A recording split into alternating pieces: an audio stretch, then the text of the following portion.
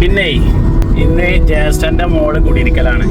അപ്പോൾ ഞങ്ങളെല്ലാവരും പോവാണ്. എൻ്റെ ഫാമിലി, ഏട്ടത്തി അമ്മയാണിത്. നീന് താമണ ഇവിടെ ഇരിക്കണോ. വലമ്പൂരാണ് പുതിയ വീട് ഉണ്ടാക്കിയിട്ടുള്ളത്. അപ്പോൾ ഇൻഷാ അല്ലാഹ് വീഡിയോ നിങ്ങൾക്ക് കാണിച്ചു തരാം. ഓക്കെ, നമ്മൾ വീടിൻ്റെ അടുത്തെത്തി മക്കൾ. അതാണ് വീട് കേട്ടോ.